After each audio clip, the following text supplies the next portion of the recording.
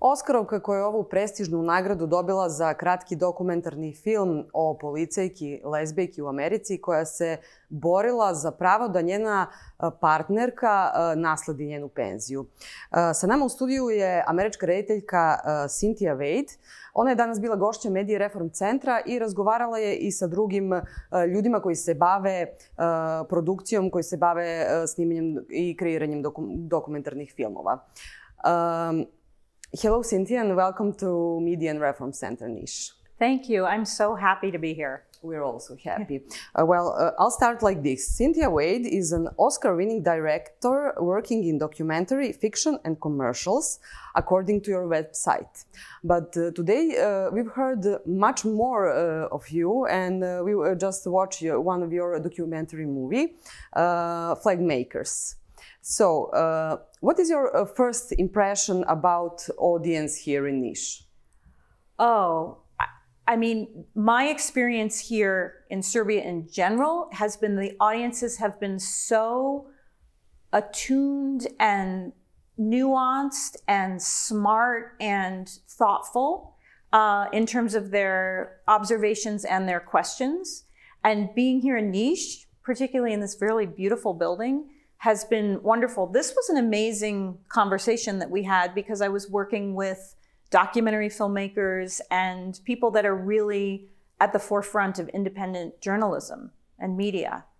Yeah, they are also professionals, but you are also in documentary making. You won the Oscar in Academy Award in 2008 for one other movie. It is about, as I said in the beginning, a policewoman who fought for her partner, female partner, to get her pension after her death. That's correct, yeah. Yeah, and you said that it was one of your favorite movies. Is it only because of the Academy Award or something else? No, it was, you know, when you know that you're supposed to make a film, there's such a close relationship that you build with your subject, with your documentary participant. And I got very close to her. I only knew her in the last 10 weeks of her life. She had always wanted to write a book about what it was like to be a female police officer in a very male-dominated world, right? New Jersey cops, like it was very macho, very male. And she was a quiet, amazing detective. Like she was a detective and had earned this money. And then at the end of her life was told, no, you can't give your money to the person you love because that's a woman. But if you married a man by midnight, you could leave your pension. And I thought that that was incredibly unfair. This was back at a time before there were equal laws in the United States.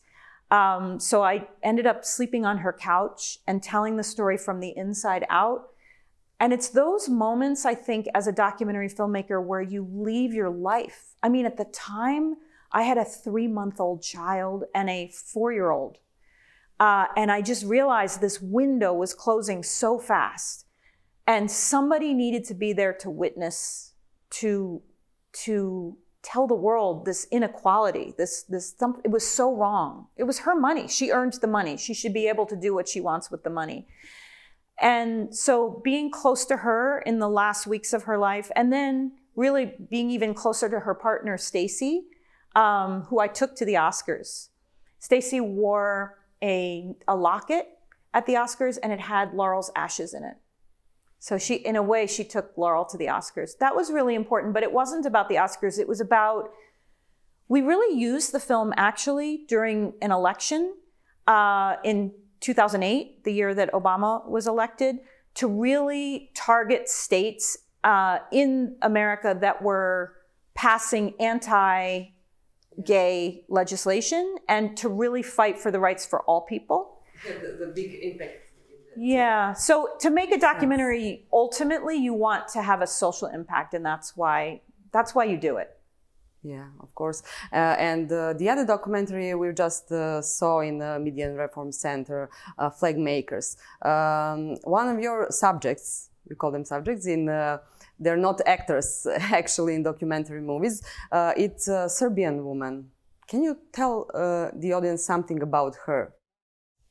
So the main narrator of the flag makers is the sewing manager of it is the largest manufacturer of flags and flagpoles in the United States. It's a huge factory in the middle of the country in Wisconsin, which is in the Midwest, which is a place that gets a lot of snow for 7 months out of the year in the winter. Radica fled Yugoslavia in the early 90s with her husband and small child. The house that they lived in was hit with a bomb. They feared for their lives, and they decided to come to the United States for safety. Radica landed in the United States knowing no English, knowing nothing, but she knew how to sew. And so many of the people going into this flag factory are immigrants and refugees because it is a great entry-level job. If you don't know English, you can sew. And so she learned how to sew. She was surprised that there would be a career making American flags. And she says in the film, how many flags do Americans need? Well, it turns out Americans love their American flags. So she ended up working her way up in the factory. And it really is a story of an American dream because she ended up becoming the sewing manager, managing many people, many languages, many ethnicities and religions and people from all over the world below her. In your documentary, we could see that she really understands the people, workers there. She told one American worker that they are maybe shy to speak English. They're not so good speakers. They speak their native English. Yes, she was like a mother hen, like a mother hen to the flag makers. She spent almost 30 years at this flag factory. You know, beautiful home, raised her family. But there's a twist at the end of the film, which I love, which is she decides to go back to Serbia. She retires after 30 years. And she said, I gave America my best, but her heart was still in Serbia. Her family was in Serbia. Her sister, who's her best friend, was in Serbia. She came back to Serbia. And I loved that about making that the end of the film because... And you didn't expect that to happen? Not at all. With documentary, you don't know what to expect. It was a shock to me, and it's a shock to the audience, but it's a really nice twist on, I think for Americans in particular, to remind them that they're not the center of the world. Like, there's a great country of promise, but she said she's half American, half Serbian, and in the end, she chooses Serbia. Yeah. That's legit because you told us that this filmmaking process it was 3 years long. That's right. Is that correct? And why? Why it took so long to make a story about a factory of flags and workers inside of them? Well, for better or for worse, I tend to make nuanced films and complicated films. And sometimes that's a problem of mine. Sometimes it would be easier to make it shorter and sweeter and simpler. But how can you approach a story that's really about identity and belonging and patriotism and a sense of, you know, where do we belong, and make it simple? The easy story would have been to go into this flag factory, immigrants, refugees, and be like, oh, isn't that nice? Immigrants and refugees making American flags. It's ironic and it's nice, but that doesn't actually move the conversation forward. The conversation comes when, if we spend 3 years, we see Radica shocked at the insurrection that happened at the US Capitol on January 6, 2021. She saw, in a way, what happened in Yugoslavia in the 90s. She saw some of that violence and some of the fracturing, the social fracturing. She saw it at the US Capitol. Sugar Ray, who is a Black American, he speaks about how he loves this country, but he says it doesn't always love you back. And he's right, because he's living in a place where you're not fully equal necessarily if you're not a white man in the United States. I mean, I now put women in that category because there's a lot that's happened recently in terms of dismantling women's rights, but rights of people of color, rights of, different religions, rights of women, LGBTQ plus rights are really under attack now. So you can't do something that I feel like is simple. You need to go in deep and you need to be patient. And so this tells the story over 3 years. And you really make bonds and connections with your with the people you're filming. Yeah. Is it difficult for you? Is it challenging? They become part of my extended family, and really for life. For life. Like, they've become part of my... So there are people that I have directed in commercials, which are very short compared to documentary, that are still, like, we are Facebook friends, we're Instagram friends, I'll see them. They'll show up at a film of mine. Radisa will be a friend for life, 1,000%, as well as many of the flag makers. No, me, I think that the difficult part for me is when I'm not working, because I don't know what to do with myself. Like, if I'm in it and I'm connected to people and I'm telling their story and collaborating with them, it's so fulfilling. It's very hard as a freelancer in between jobs. It's very hard to live because I just want to be doing. Have you visited Radica here in Serbia? Yes, so Radisa and I screened a film last night together, and we did a Q&A, and I got to meet her extended family, and that was lovely. We hugged each other so tight. Yes. That's great. Yeah. Great. It is about human rights, activism, and you just said LGBT rights. Why documentaries? Why you said that you're 20 years in that? Yeah, but why not? I feel like when a documentary is done right, it's better than any fiction film. It's interesting because people will say to me, when are you going to make a real film? And I'm always like, but documentaries are that's the real film.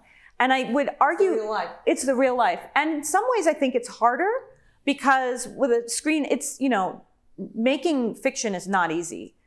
But you know the ending of the story. You have a script and you know the ending. Yeah. With documentary, I had no idea she was going to move back to Serbia. I had no idea there was going to be a US insurrection. I had no idea, like Sugar Ray, who's the Black American flag maker in the film, was so affected by the police killings in summer of 2020 in the United States of George Floyd, and then Jacob Blake, who was just down the street from the flag factory, was shot by police officers. It's a huge problem in our country. And so to commit to documentary is almost like to commit to a marriage. You're just like, for better, for worse, for richer, for poorer, in sickness and in health, I'm committed to you, the film. I think it's the most pure and best form of storytelling. And it's really important. I mean, what you're doing here, what the filmmakers in this audience are doing here, it's so important with the way that we are fighting corporate, there's just centralized voices and corporate voices and the conglomeration of big corporations, independent voices. It is the only way that will preserve any of our culture, society, and democracy. Yeah, of course. And you said that there is many subjectivity in making documentaries. Can you tell me something about that? Yeah, so people ask sometimes, how do you stay objective? And I would say, I don't think you can make an objective documentary because I grew up in New York. I am the older child of a family. I'm the oldest in the family. I'm a white woman. The year that I was born, when I went to high school, I'm the mother of 2 daughters. All of those things inform the way that I see the world. I walk through the world in a way based on who I am and my upbringing. So how can I be objective? So the only thing that I can do, I can choose a point of view, but I need to be authentic to the subjects in the film, the participants in the film. So in Flag Makers, Radisa tells her story, and we're very much in her world and in her home. But then when we're with Sugar Ray, we're very much with him. So I think it's just honoring the people you're with, but I think, and in editing, or even where you put the camera, putting the camera in a room or editing, those are all subjective choices. So you can't make an objective documentary, but you can be ethical. Yeah, but I think that you succeed to understand all those people in this movie. What about your other work we didn't mention today? Where can your other movies, be seen by Serbian people? Yes. So The Flag Makers is on Disney+. So that's where that is. And I just finished a 4-part series for Netflix about professional mermaiding, which sounds kind of crazy, but it's really beautiful and wonderful. It's called Mer People. It's actually, I think, dubbed and also subtitled in Serbian. It's in 190 countries, which is really cool. Sometimes on Netflix, I'm going to see Chinese subtitles, but I'm going to have, Spanish dub. Like, you can mix and match, which is really cool. That, in a way, is a similar story about identity and belonging, but through the eyes of people who want to be professional mermaids. And yes, it's a thing. And it's a that? $500 million industry. Yeah. People put on tails. Often they're very, very heavy. Silicone tails. They're 40, 50 pounds, very heavy. You have to look beautiful. It has to look effortless. It's like ballet, where you're smiling. You might be in a lot of pain. Your eyes are burning, right? Your sinuses are on fire. But it looks effortless and beautiful in the water, the way ballet does. And what I found with mermaids is very much like the flag makers. They're also looking for a place to call a home, a place to call their own. And in mermaids, they're looking for their pod. There's literally pods. But they're often people that feel like the world didn't want them, or maybe that they were, like, one of them has Tourette's syndrome. This major tailmaker has Tourette's syndrome. So growing up as a young gay man in Florida with Tourette's syndrome, he was made fun of by his classmates, and he loved mermaids. And he's turned it into an amazing business. So there are people who just have felt there's the Society of Fat Mermaids, which is a thing. So I follow the fat mermaids, and they want to call themselves fat. They want to take that word back. And it's run by this amazing Black woman, Monique. And she's just like, the idea of just living in my body as a big woman is a radical act, but it's also a beautiful act. And so she has a pod, the Society of Fat Mermaids. And then we go to the Afro Mermaid Summit because, of course, with Splash, with Daryl Hannah and Tom Hanks, that old movie, or Ariel from Little Mermaid until recently, until this year, it was always like very young, thin white women. And so the mermaids are non-binary and men and women. And so it's the idea that you can belong. And for them, their lives are more beautiful under the water. They feel at peace. They feel serene. They feel whole. They feel connected in a way that they don't feel on land.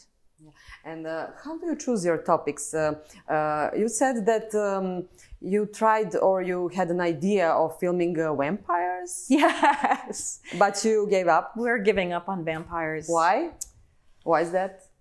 I think that in order to make a film, because it is a marriage, you need to feel astonished, and you need to feel like there's a whole world that like you're about to like open a door and bring the audience through a whole new world. I also like to make verb films, which means that there's action in the moment. So for instance, with flag makers, things are happening in the moment. With mermaids, things are happening in the moment. I personally, as a filmmaker, don't make essay films. I'm not looking at the history of something. I'm not looking at something as a noun. I'm looking at it as a verb, like what's the action? And so far with all of our vampire research, there isn't enough there. Like, I don't see, what is the mystery? What is the thing that we're pulling into? Now, maybe somebody will email me from this and say, wait, no, but I'm a vampire. But it just feels like there's not enough action, and maybe there's not enough at stake. There needs to be something at stake. There needs to be a reason why the audience would want to keep watching. And you mentioned the marriage a couple of times. Yeah. You work with your husband? Yes. Is that correct? Yes, he's a producer who works with me. He also sometimes manages the post-production, which are the editors and the story producers, while I'm in the field with the crew. So often I'm out gathering the footage. I'm in the chaos with a small crew, and he's managing the editors. And sometimes that's happening simultaneously. With mermaids, it was crazy because it was happening simultaneously, and then we were sending footage back. And I kept hunting and gathering footage, and he was back with the editors. But I will say that probably like with any author or painter or artist or journalist, and he'll say this, he often kind of shares the marriage with this other thing, and it's always a film. right? It's always me obsessed with flag making, or me obsessed with mermaids, or me obsessed with LGBT rights, or me obsessed with like, you know, a story in Cambodia or whatever. Like we very much live with it. And then we eventually launch it into the world. But it's very much a family sort of cottage. We're independent. So we go from job to job to job. There's no, we're always looking. Okay, and you do commercials also? Yes, when I can get the work, I do commercials. On your website, I saw a couple of them, and they looks like small documentaries. Yes, when I'm hired, I'm hired, it's usually because it's a company that wants real people, but they want it to have this elevated look. So sort of like real life, but better, sort of more aspirational. So it's very actors, actually. They're real commercials. Most of them are actually real people. Mm-hmm. Like I did, if you know Weight Watchers, which is, you know, it's now called WW, but it was real people who, including somebody from Serbia, was in one of my Weight Watchers commercials. Yeah, he was actually in Niš 2 days ago, and we were going to meet up, but he lives in the States now. Yeah. Real people who either, you know, they've had a diagnosis of something, or they've had a challenge, or they've, you know, in this case, Weight Watchers. So it's usually real people. When I'm hired by ad agencies, it's usually because they want that kind of cinematic documentary look. Yeah. Are there some ethical issues about filming commercials? Not because, no, I don't feel that way because, I mean, a commercial is a commercial and a documentary film is a documentary film, but there is no way I could survive without the commercial work and the corporate work. You know, I don't like, there are some people in the world who are blessed enough to come from very wealthy families or trust funds. That is not, it took me 11 years to pay back the loans from graduate school. It should have taken 10, but the US government charged so much interest. It took me 11. I've had all kinds of jobs. It's been very scrappy. No, the commercials, I wouldn't be able to feed or educate my children without it. So I don't feel, no, not at all. And the truth is, somebody's going to make the commercials. Yeah. And in the past, it was always a guy. It was always a man. So I sort of feel like, no, I'm a woman. There are still very few women directors sitting in the director's seats. Very few still. So A, that's good. And B, it helps feed my family. You mentioned that there is still a lot of sexism in the film industry. Yeah. And how we can change it. You know what's something immediately you could do, actually, and your audience could do? There's a real nasty, negative, do you know the term bro? Have you ever heard that term? It's like bro, bro. There's a bro culture of finding women's films on the film site IMDb, Internet Movie Database, IMDb, and syncing the ratings of women filmmakers. This is a very common thing where the bros are like, and giving them, they haven't even seen the film. And I just spoke to a filmmaker on a podcast where her film hadn't even been released. It hadn't even been released, and she was getting 1 star. And she was like, wait, it's not even out there yet. It's just been announced. So actually the best thing that people can do, besides watching as many films as possible, is actually, if they love a film, to actually vote it high on IMDb, or on any of the review sites, Letterboxd, any of the review sites, Rotten Tomatoes, any of those things. That actually helps. The other thing is Twitter, tweeting, like Netflix, we want season 2 of Merpeople, or Disney, we love flag makers, we want more of it. Even just a tweet, those executives read those tweets. So if they see that, it helps women, and it just helps more independent voices come into the, whomever those voices are, come into the arena. Okay. I hope our audience will listen to It'd be amazing. And do it's still like a fight. It's a fight. Yeah. Sintija, thank you very much for being our guest. Thank you. This has been lovely, amazing. This is really, what you're doing here is incredible. Just such a powerhouse and talent in the audience here. And just to be able to know about your center and the work that you do, particularly in this very historic building, but also in this important city. I'm just so grateful that I was able to come here and be here today. So thank you. Thank you so much again. And I hope we'll see you again. Yes, 1,000%. Gledali ste emisiju 4321, ja sam Vesna Milić-Radosavljević.